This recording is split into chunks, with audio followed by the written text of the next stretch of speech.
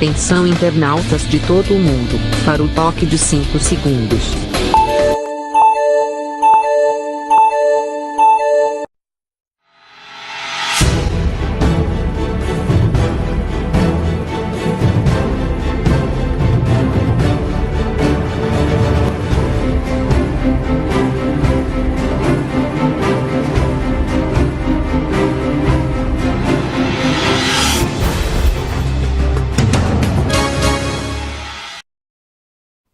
Alô, gente amiga, começando mais um programa Sérgio Cruz aqui pela viamorena.com.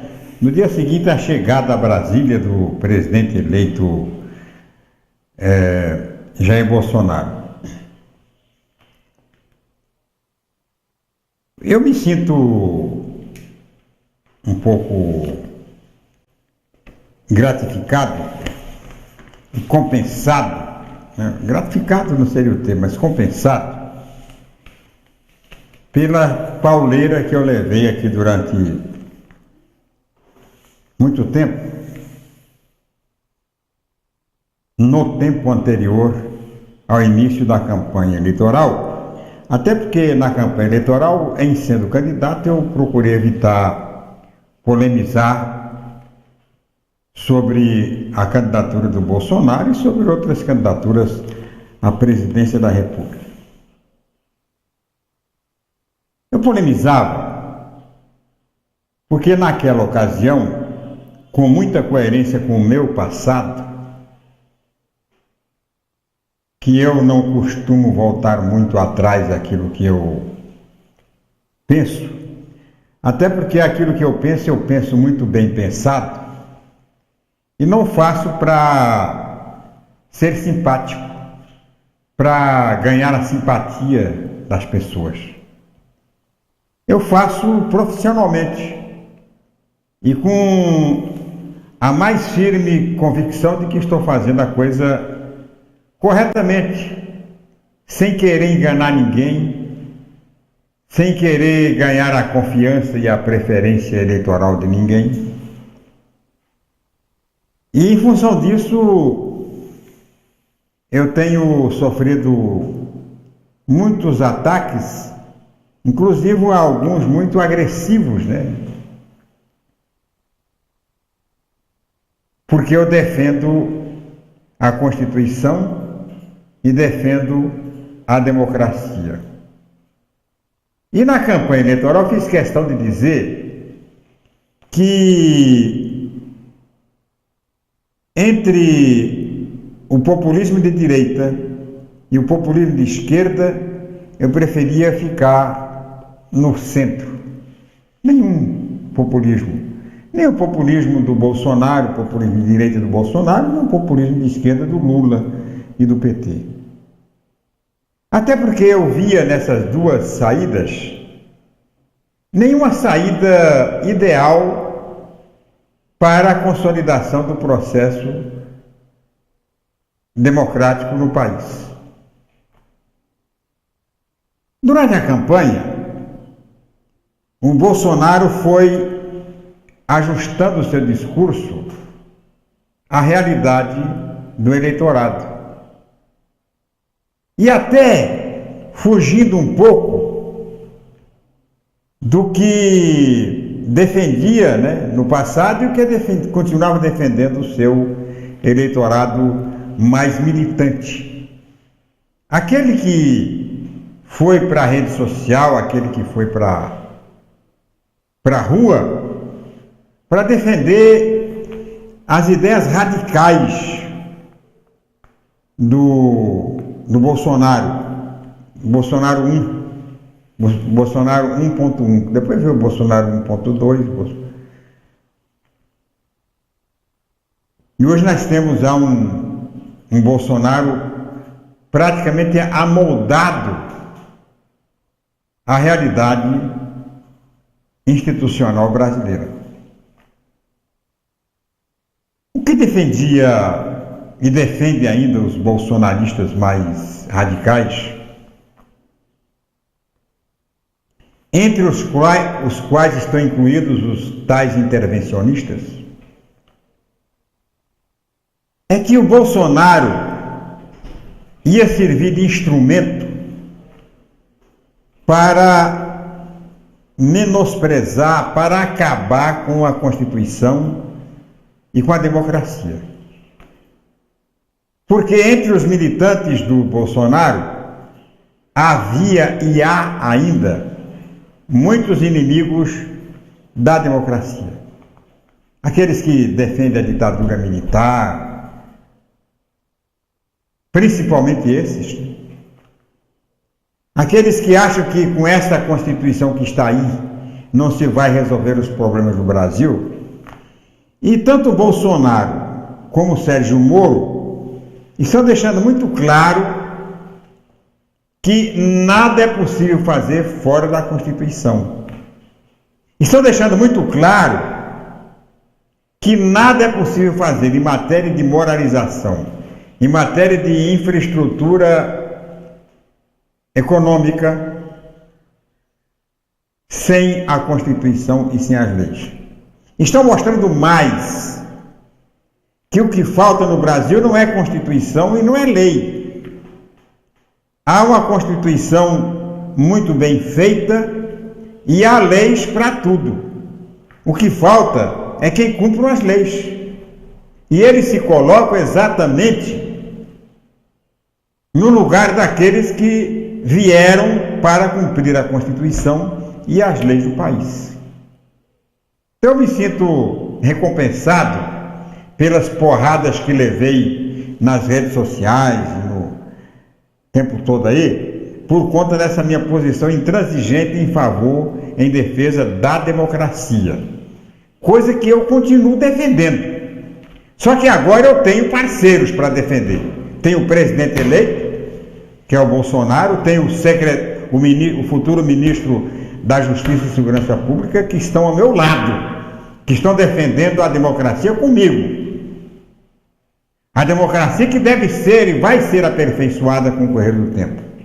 Mas a defesa intransigente da democracia, porque é o único regime que vai depurar, que vai ter condições de limpar este país. Fora da democracia não há salvação. No programa de hoje, quero mostrar a entrevista aqui do Herculano Borges. Herculano Borges, deputado reeleito, autor do projeto na Câmara Municipal, do projeto que hoje é um projeto que tramita na Assembleia, que também já foi aprovado, a Lei Arfuche, e que é subscritor da Lei da Escola Sem Partido. Eu não fiz essa pergunta para o Herculano, você vai ver a entrevista daqui a pouco, porque não achei conveniente fazer, e a entrevista não era sobre esse ano, não era uma polêmica sobre a tal de escola sem partido. Mas eu ia perguntar para ele, e essa pergunta eu quero fazer para os defensores da escola sem partido, é o seguinte: no colégio militar também vai aplicar a lei da escola sem partido? Porque os colégios militares são os maiores doutrinadores políticos que existem hoje. A formação de muitos jovens oficiais que estão se revelando, defensores ou integrantes de uma nova direita, uma direita até mais radical, essa educação está começando lá dentro. Mas essa é outra história. Eu oportunamente vou fazer essa pergunta para quando o projeto voltar a tramitar, porque com certeza vai voltar a tramitar na Assembleia, porque não foi aprovado nessa legislatura, e é possível que seja aprovado nessa legislatura, porque o Bolsonaro está tentando fazê-lo aprovar já ainda nessa legislatura. Eu vejo, por exemplo, no projeto da escola sem partido, eu acho que tudo que está lá pode ser aprovado. A única coisa que eu faço restrição é a tal de tabuleta. Por que tem que colocar dentro da escola as tabuletas? O professor não pode fazer isso, o professor não pode fazer aquilo, o professor não pode falar sobre isso. Por quê? E parece um pouco provocativo, né? Provocar. Não há a menor necessidade, eu acho que não há a menor necessidade da própria lei da escola sem partido, porque foi uma proposta ideológica de direita. E a escola, se a escola não pode transferir conhecimentos ideológicos, também não pode transferir conhecimento, ideologia de direita. Se não pode de esquerda, também não pode de direita.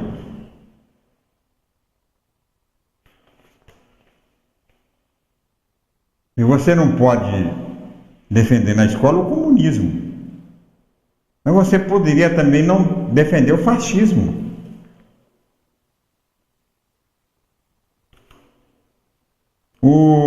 Estive agora há pouco numa agenda lá do Antônio Barbosa, um bairro da periferia de Campo Grande, onde o prefeito Marquinhos Trade lançou a obra da Unidade Básica de Saúde da Família, posto de saúde lá da Unidade Básica de Saúde da Família, lá do Antônio Barbosa. Aqui estão as imagens, né? Ele foi lançar a obra, mas a obra já começou. A obra já está, as paredes já estão sendo levantadas e pode ser entregue, né? Isso ele falou no discurso dele, pode ser entregue em março, mas pode ser entregue também em abril e tal. Não dá para fazer uma previsão por causa do tempo. De repente chove, de repente falta de dinheiro não vai ser, porque a prefeitura já, segundo o discurso feito pelo prefeito Marquinhos Trade, inclusive a prefeitura já liberou a sua contrapartida, porque o dinheiro só vem de Brasília quando há contrapartida. Uma coisa que é interessante que o prefeito falou aí, é que ele não está interessado em iniciar obras. A grande preocupação dele é exatamente em terminar as obras iniciadas ou projetos das administrações anteriores. Por exemplo, essa unidade de saúde aí foi recurso conseguido ainda na administração do Alcides Bernal e do Olarte. E que ele, coisa de 2012, né, então, agora que ele conseguiu destravar esse recurso em Brasília e vai estar construindo essa obra que eu tive a satisfação de testemunhar. Fui lá sempre que eu posso acompanhar as agendas do prefeito, do governador, eu vou, até para fazer um registro histórico, né, desses acontecimentos, porque daqui a pouco ninguém lembra mais quem foi que começou, quando começou, tal. E fica aí o registro que a gente vai arquivando aí para as pessoas. Na ocasião, falou uma vereadora, falou o líder do bairro, o Rubinho, né? Falou o prefeito Marquinhos Trade, mas eu queria mostrar o discurso rápido feito pelo secretário de Saúde do município sobre a obra. Bom dia a todos. Bom dia às autoridades presentes, o prefeito Marquinhos Trade, que tem nos dado bastante ambiência para trabalharmos, liberdade. Quero agradecer a Câmara dos Vereadores, aqui os vereadores que estão aqui presentes. Quero agradecer a Planurb, a Berenice, o Alex, a Secretaria de Governo, enfim, a todos presentes, aos servidores e à comunidade. E o Conselho Municipal de Saúde, né, Maria Auxiliadora? Muito obrigado pelo apoio, e a discussão de saúde ela é ampla, é muito parecido com futebol, todo mundo tem uma opinião, mas a verdade é que saúde pública você constrói com a atenção primária de saúde. As unidades de urgência e emergência não refletem a necessidade da população em relação à saúde, assistência e saúde. Num modelo desse aqui, que é a política nacional de fazer saúde para todos, um modelo desse aqui você tem as necessidades da população na atenção primária atendidas. Todos os técnicos de saúde, que são apaixonados por isso, e eu estou me apaixonando cada dia mais. Você tem aqui a consulta de enfermagem, a consulta do médico, você tem a visita dos agentes comunitários de saúde, agente de endemias, você tem o NASF apoiando aqui, com especialidade, com pediatra, psicólogo. E é uma política moderna, é praticada na Europa, em vários países, mas nós temos uma resistência aqui no Brasil e os problemas são muito macros, não são micros. É difícil esse desafio. Hoje a Organização Pan-Americana de Saúde, ela está aqui em Campo Grande, os seus representantes. Quando eu falo de Organização Pan-Americana de Saúde, eu estou falando de órgãos máximos dentro da saúde pública mundial que está enxergando Campo Grande como um laboratório de melhora da atenção primária, que essa é a nossa bandeira. Nós temos que mudar o modelo de Campo Grande de urgencialização para a atenção primária. As pessoas se sentem mais acolhidas. Essa é a nossa luta e a nossa bandeira. Essa região aqui, viu, Rubinho? Você sabe disso, desde os primeiros meses eu visitei aqui, eu conheço aqui. É uma região extremamente populosa e carente de serviços públicos. O prefeito sabe disso. Está vindo aqui o Dom Antônio. Aqui o nosso posto, a nossa BSF aqui, ela vai se transformar, a parte do solo vai se transformar numa clínica da família, se Deus quiser. Isso vai atender a população. Nós temos outros projetos relacionados com a área psicossocial. Enfim, é uma região que a gente está olhando, a Berenice entendeu.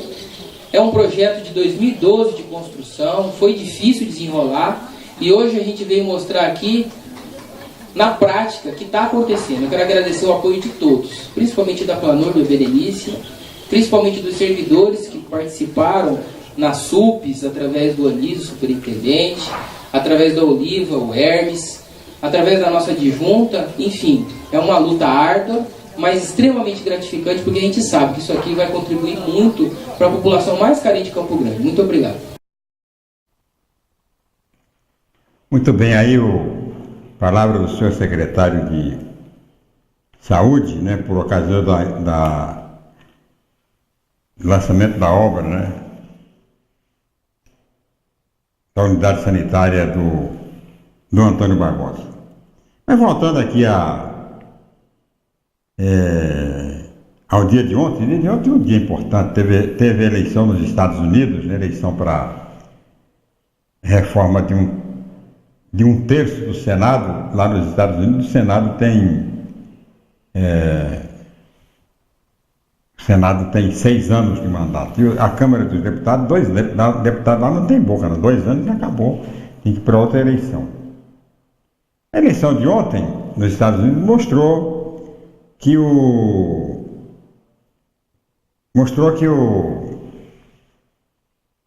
Trump não está com essa força toda, né? Conseguiu melhorar um pouco a performance no Senado, mas perdeu para os democratas na Câmara dos Deputados. O que poderá ser um complicador nesses próximos 2 anos, porque até agora ele navegou meio que tranquilo, né? Porque os republicanos tinham maioria no Senado e também na Câmara. Agora perdeu essa maioria na Câmara, não significa que ele tenha prejudicado, que tenha comprometido a sua reeleição, mas dificulta um pouco a sua gestão. Já tinha muitas restrições na Câmara e no Senado, mesmo com maioria, e agora com minoria na Câmara pode complicar muito a situação dele, sobretudo nessas medidas mais malucas que ele tem tomado lá.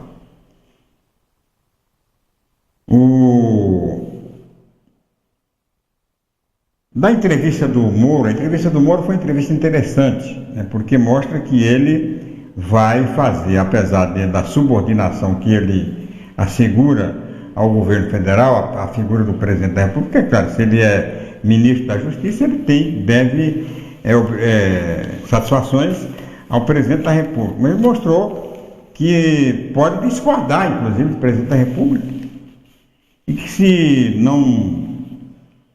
chegar ao impasse, ele sai do ministério. Deixou muito claro isso. E tem algumas coisas que ele vai bater de frente com o presidente. Uma nessa do desarmamento. fala-se que, aliás, equivocamente, de que o Bolsonaro é a favor e pregou a revogação do Estatuto do Desarmamento. Não é verdade.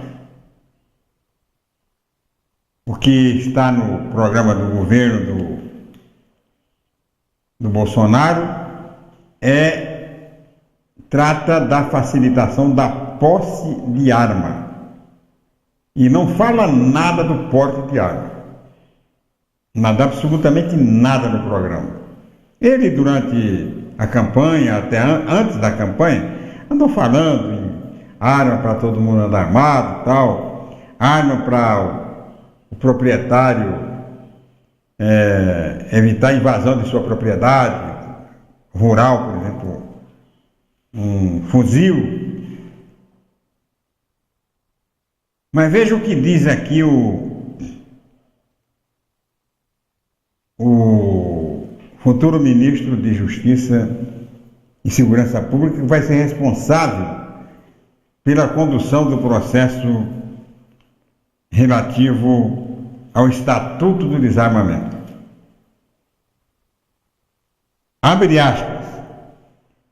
Conversei a respeito com o presidente eleito e existe uma plataforma na qual ele se elegeu que prega a flexibilização da posse.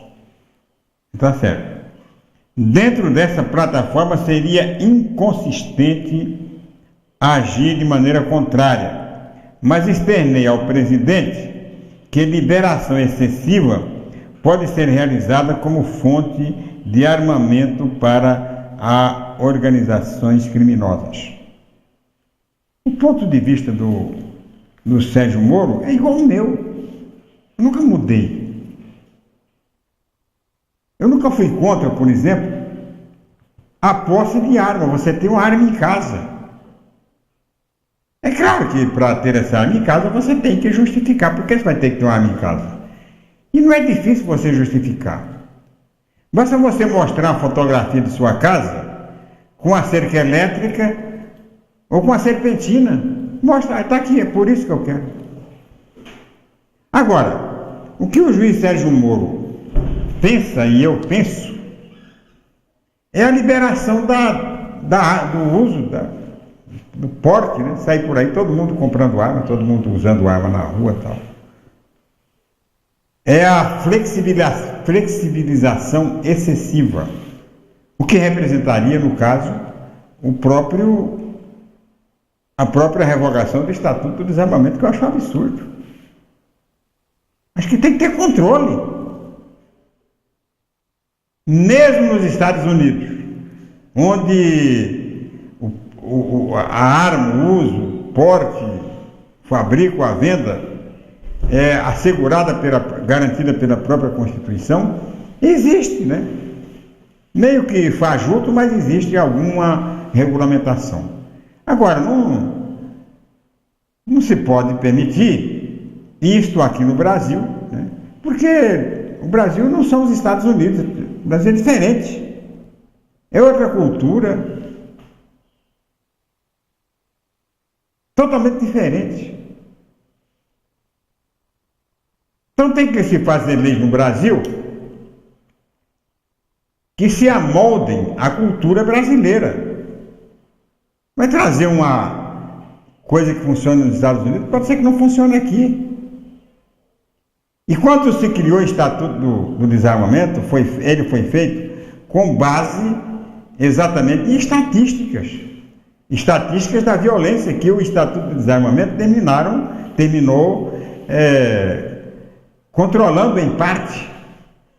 Porque não é só você proibir o porte de arma que vai acabar com a violência, não. Tem uma série de outras medidas e providências que o governo vai ter que tomar para controlar a violência. Não é apenas uma outra coisa que o juiz Sérgio Moro, né, e eu concordo com ele, né, a questão do excludente de ilicitude. É o que permite, é o que isenta, né, o policial de processo criminal se ele atirar e matar um bandido. O que o juiz Sérgio Moro fala sobre isso? Estou falando isso aqui, porque tem muita gente que acha que tem que ser daquele jeito e tal, para discordar aqui do que diz o ministro, o futuro ministro, que todo mundo queria, que todo mundo aplaudiu quando ele foi convidado, que seria inclusive candidato a presidente da República. Então você pode dar o seu palpite aí. Excludente de ilicitude. Para policiais não serem responsabilizados por morte em confronto, o juiz diz que já está contemplado na atual legislação. No entanto, segundo ele, o assunto terá de ser avaliado se será necessária numa regulação melhor. Quer dizer, que o juiz Sérgio Moro acha que não tem que mudar, já existe essa na legislação. Agora, se vai mudar, se vai flexibilizar mais, não vai ser feito sem uma avaliação melhor. É o que ele diz. Eu também concordo com ele. Por que não? Pode matar, que não tem problema. Não, tem que discutir isso. Não é como muita gente quer, não. Lá no Rio, por exemplo, o governador eleito, juiz, né? Juiz, já liberou. Não, aqui é o seguinte, encontrou armado, é para matar. Encontrou armado é para matar. Eu também concordo. Agora, como é que o policial vai saber se o cara é bandido ou não? Está na testa dele lá que é bandido, não bandido. Ah, está armado, mata. Como é que o policial vai identificar se o cara está armado ou não? Como é que vai saber se ele está com um celular ou com um revólver, com uma pistola de uso das Forças Armadas no bolso? Como é que vai saber distinguir à distância um guarda-chuva de um fuzil? Quem vai garantir que não vão matar alguém e vão deixar uma arma lá ao lado do corpo?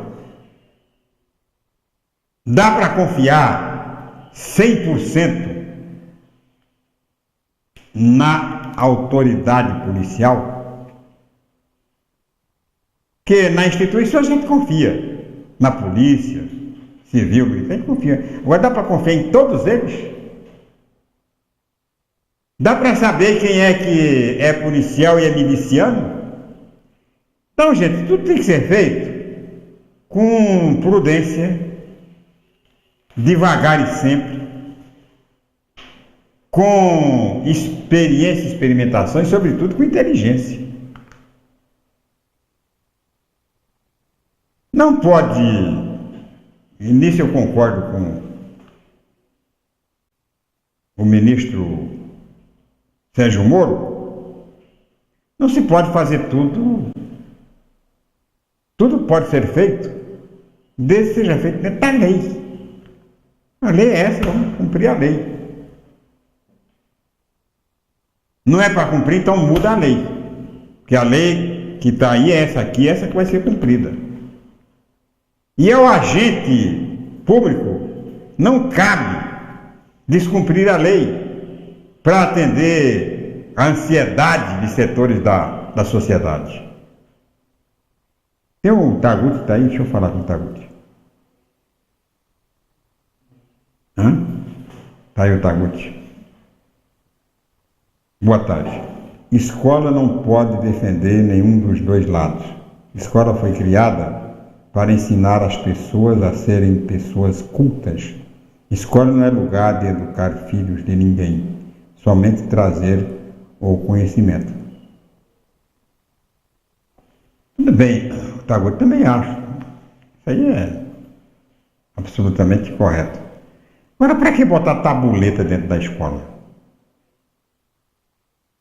Uma pergunta que você não respondeu, Taguti. A escola, colégio militar também vai, né, no seu ponto de vista, vai ser uma escola sem partido? Porque hoje é uma escola com partido. A própria disciplina imposta ao estudante das escolas militares, principalmente colégios militares, a disciplina política de direita. Vai acabar também, porque nos colégios militares explicam que o regime militar não foi ditadura. Quer dizer, este é o ponto de vista, é a versão da direita, mas não tem lá a versão da esquerda.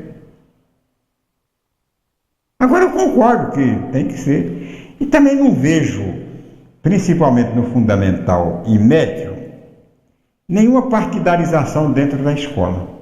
Vejo, eu tenho netos que estudam, tenho amigos que têm filhos que estudam nas escolas, não vejo nenhum filho reclamando, falando que o professor tentou enfiar a caraminhola na cabeça dele, não vi. Eu tenho 2 netos aqui, acompanho as provas, vejo o material deles, não vejo nenhuma doutrinação ideológica. Eu vejo até uma certa dificuldade do professor passar a própria matéria. Não vejo isso. Onde é que está? Qual é a escola que está ensinando que você tem que ser comunista, que você tem que ser fascista, que você tem que... Agora, negócio de escola sem partido não existe. Aqui, por exemplo, no estado de Mato Grosso do Sul, a escola tem partido, começa pela eleição dentro da escola. Se para escolher o diretor, para ter o diretor e diretor adjunto das escolas estaduais, há mais de 20 anos, são escolhidos em eleição direta dentro da escola. Vota o pai do aluno, vota o professor, vota o aluno e tal. A partir do ano que vem, a partir desse ano, do ano que vem, as nomeações para diretor, adjunto e diretor titular e adjunto das escolas municipais de Campo Grande, as nomeações serão feitas também através de eleição nas escolas. Então, se tem eleição na escola, tem partido. Tem o partido do professor A, o partido do professor B, o partido do professor C. Tem partido. Então, como é que você vai acabar com essa prática democrática dentro das escolas? Porque é um partido. Eu vou defender o partido do professor Antônio, professor do professor X, professor... É um partido. Mesmo que partidos que funcionem apenas na época das eleições, mas é um partido. Já abrindo caminho, acesso para o aluno conhecer a importância da democracia, através da eleição, através do partido. Então, como é que vai fazer escola sem partido, onde há eleição para a direção do colégio? Já a coisa começa a encrencar aí. Agora, o que eu mais repilo nessas orientações, novas orientações, tal, que se tenta dar no projeto de escola sem partido, são as tabuletas. Primeiro, eu acho que a escola sem partido e a Lei Harfuch são duas coisas que uma vem de encontro à outra. A Lei Harfuch, que eu acho salutar, ela resgata a autoridade da direção da escola e dos professores. E a escola sem partido joga o aluno e o pai do aluno contra o professor. Então eu não entendo como é que o cara pode ser a favor da Lei Harfuch e a favor da escola sem partido. Não há explicação. Não há explicação para isso. Quer dizer, explicação razoável. Muito bem. Depois a gente vai ter a entrevista do Herculano Borges, deputado Herculano Borges, que vai falar também da escola sem partido, depois do tempo em Brasília e no estado de Mato Grosso do Sul.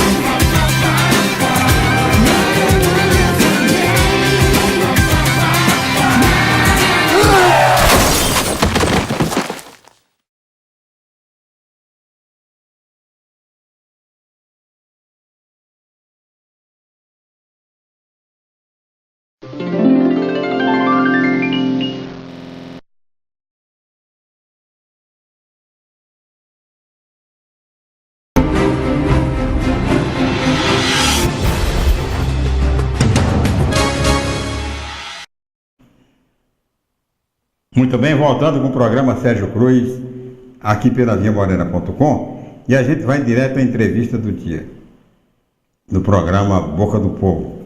O nosso entrevistado é o deputado estadual reeleito Herculano Borges. Bom dia, deputado Herculano Borges. Bom dia, Bede Paulo, bom dia, Sérgio Cruz, bom dia, amigos da Difusora. Alegria sempre estar aqui com vocês. Eu gosto muito de estar aqui nesse estúdio. Participamos aqui também muito na época do futebol, né? Exatamente. Como comentarista, então sempre bom estar aqui. E Herculano é um nome que não tem muito, e quando tem, uns caras bravos dele. Mas eu destoou um pouquinho, não, viu?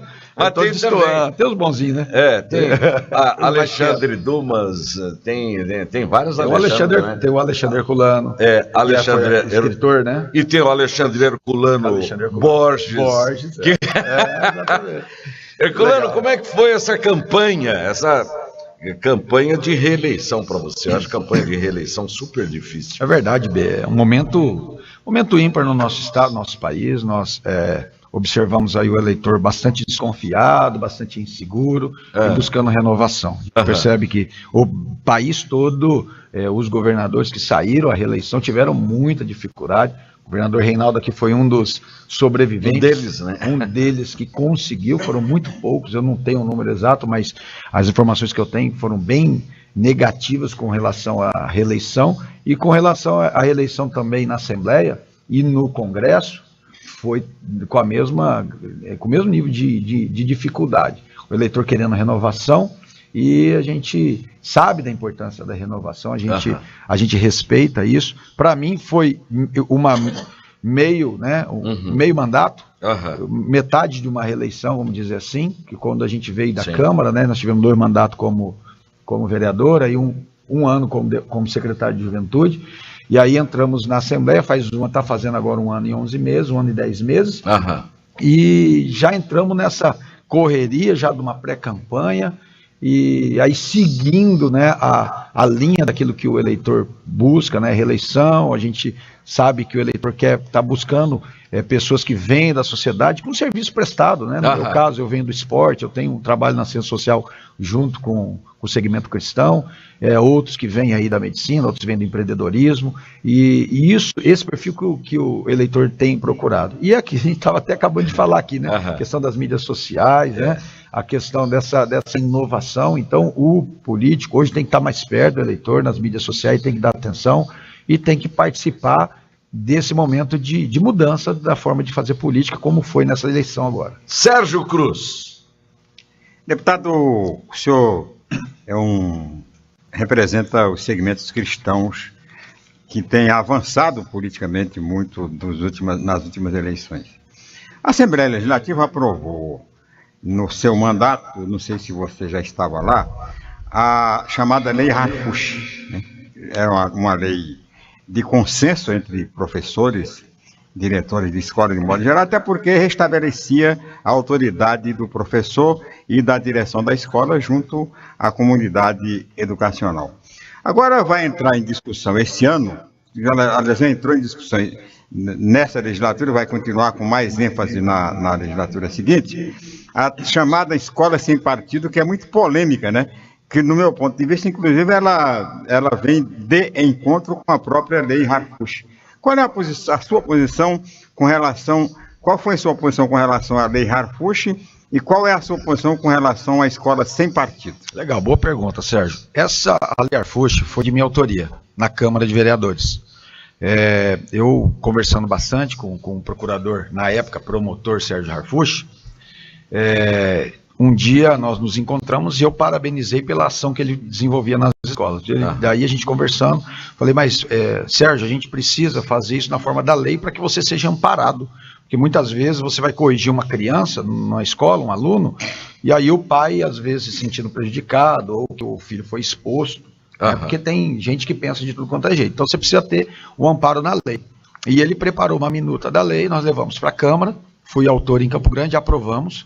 Na época, o prefeito Bernal, que tinha acabado de retornar para a prefeitura, ele sancionou a lei. O deputado Lídio pegou essa lei, levou para a Assembleia e homenageou colocando o nome do Arfuche. Então ficou Lei Arfuche. É uma lei de reparação de danos no ambiente escolar. Quando eu cheguei na Assembleia, 1 ano e 10 meses atrás, eu perguntei para o Lídio, como que está a Lei Arfuche? Está parado. Eu falei, eu quero assinar, peguei, assinei, fui para a tribuna, discutimos, e aí que a gente movimentou e conseguiu aprovar. Teve alguns ajustes e foi aprovada a lei.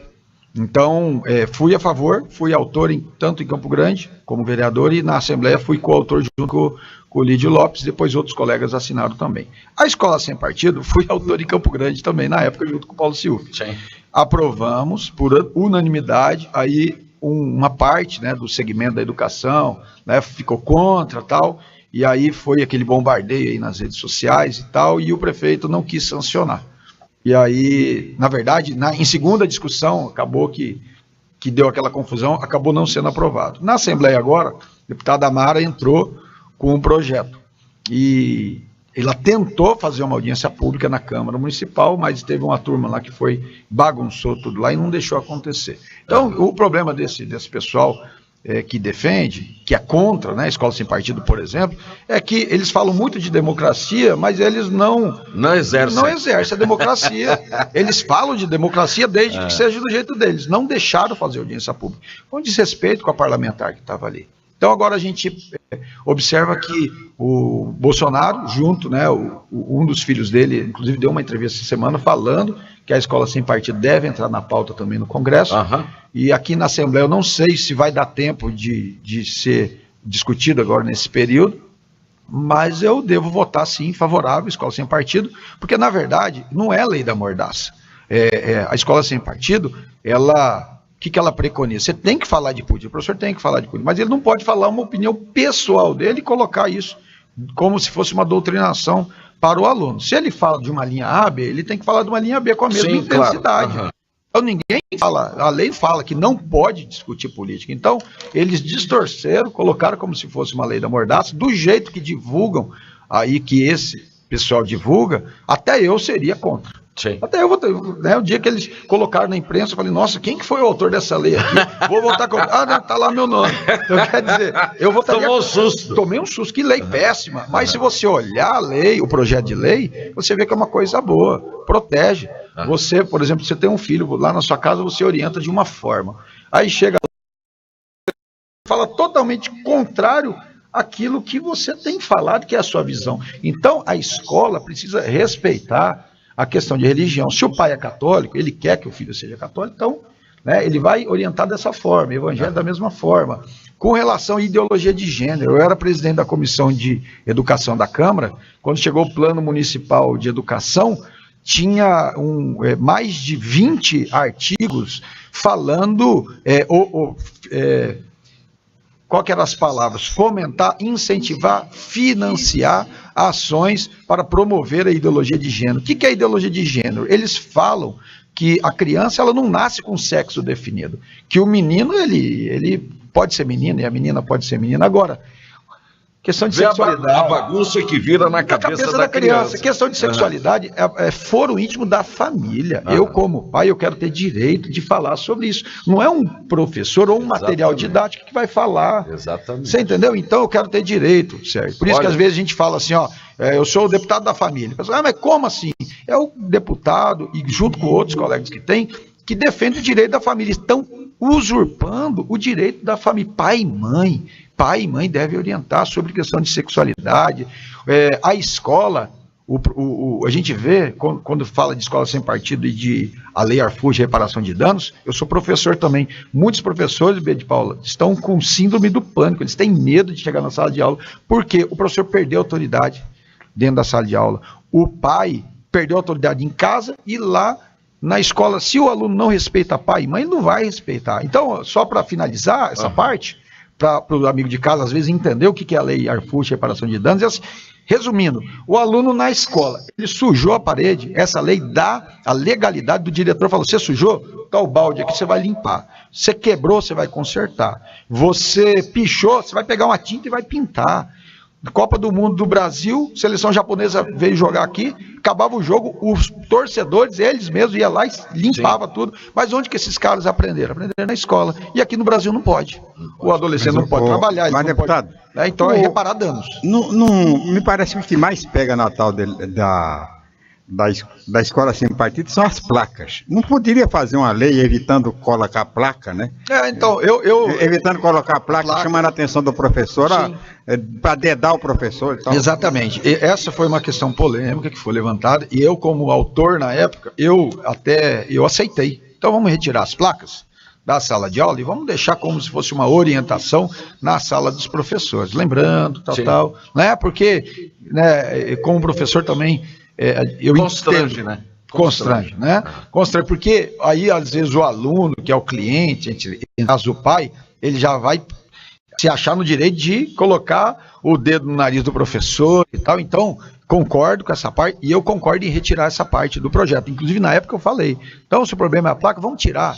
Porque o autor da lei também, lá em São Paulo, que era o procurador, e também lá de Brasília, ele, às vezes, ele tem uma veia meio extrema também, e eu falei para ele esteve aqui em Campo Grande, eu falei, vamos dar uma distensionada, o objetivo é aprovar a lei, mas eu concordo, né, com essa colocação de tirar as placas para não intimidar o professor. Deputado, quem que vai ser o futuro presidente da Assembleia, ou pelo menos está cotado para ser? O Londres, que já viveu a vida inteira da política dele sendo presidente da nossa Assembleia, voltou. Ele é o nome mais cotado na atualidade ou não? Ele é só mais um dos nomes? Na verdade, muitos estão colocando o seu nome, né? Até esses dias eu dei uma entrevista, me perguntaram sobre o candidato que foi mais bem votado, né? Eu falei, às vezes tem a dificuldade, a questão da experiência de conhecer o dia a dia ali, né? Que tem trâmites e tal.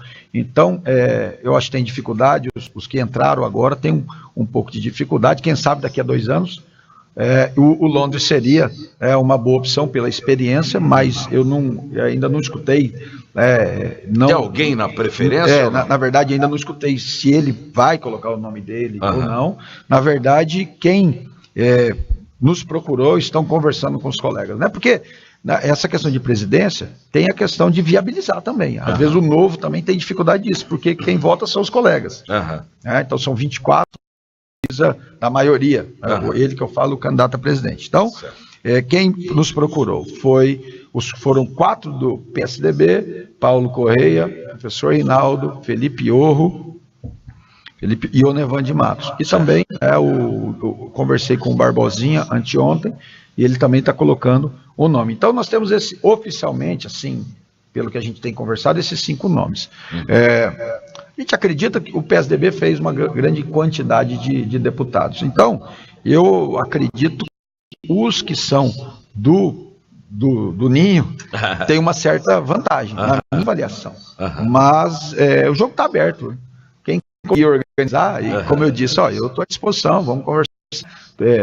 Todos esses nomes passados têm condições, mas ainda daqui até dia fevereiro vai acontecer muita coisa. Mas a discussão está aberta, e esses são os postulantes, né, que a gente ouviu falar até agora. Deputado Herculano Borges, eu quero agradecer a sua presença, parabenizá-lo pela vitória e gostaria de deixá-lo à vontade para falar com seus eleitores, agradecer o apoio, o prestígio, não é? E é claro, é sempre um motivo de muita emoção você colocar o seu nome e ser aprovado pela sociedade para continuar trabalhando. Verdade, bem. Eu quero agradecer. Hoje é dia 7 de novembro, eu estava olhando aqui no meu celular e olhando aqui, hoje é dia 7, faz um mês, né? Eu falei, já faz um mês, como que o tempo voa, né?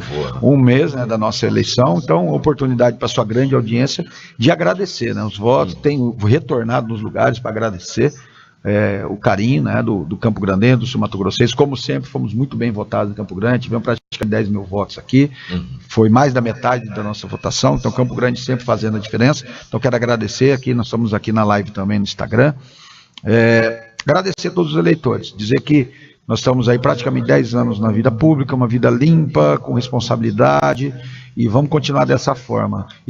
Tenho dito que o novo mandato nós vamos focar bastante nessa questão da inclusão, tirar a gurizada da rua, B. Tem aqui no Tiradentes mesmo, né? O projeto Bola de Ouro, que eu sou padrinho aqui, lá no Itamaracá temos mais 2, temos um aqui perto do presídio, no interior nós temos também, tirar a gurizada da rua. Um interno da UNEI, o B, ele custa R$12 mil para o Estado, um interno. Então, com R$12 mil você mantém uma escolinha dessa aberta. Então, a gente precisa trabalhar na prevenção. Então, eu tenho dito que nesse novo mandato nós vamos trabalhar muito nessa questão da prevenção. Estamos trabalhando na questão da nova lei de incentivo ao esporte, para ajudar os clubes profissionais, essas associações. Então, o governador já está de posse da nova lei que tem que vir do Estado, está discutindo, é uma lei que dá a oportunidade do empresário investir 4% do valor do ICMS no esporte para ser deduzido. Então, a gente precisa trabalhar muito de prevenção, muito se fala de segurança pública, vamos fechar a fronteira, vamos desarmar, vamos armar, vamos isso, vamos aquilo, mas o mais barato é trabalhar com prevenção. Exatamente. Essa gurizada, você vê, faz um mês que saiu a eleição, essa gurizada que está aqui, daqui um pouquinho, com 10 anos de idade, já está assaltando, já está praticando crime. Então, a gente tem que trabalhar no esporte como ferramenta de inclusão, tirar a gurizada da rua, trabalhar na assistência social, segurança pública e saúde, que esporte é saúde, então nós vamos focar bastante nisso mesmo. Mas numa outra oportunidade faço questão de retornar e falar também do Maio Laranja, que nós vamos fazer uma grande campanha. Próximo ano é o mês de combate ao abuso sexual de criança e adolescente. O nosso estado é o que mais abusa sexualmente de criança, então é o nosso foco, proteger a família nas legislações e trabalhar com a inclusão social através do esporte. Nosso gabinete está lá à disposição de todos os campograndenses, mato-grossenses, e como eu disse, é sempre muito bom estar aqui. Eu espero em breve a gente estar de novo aqui. Volte sempre. Tá bom, muito obrigado.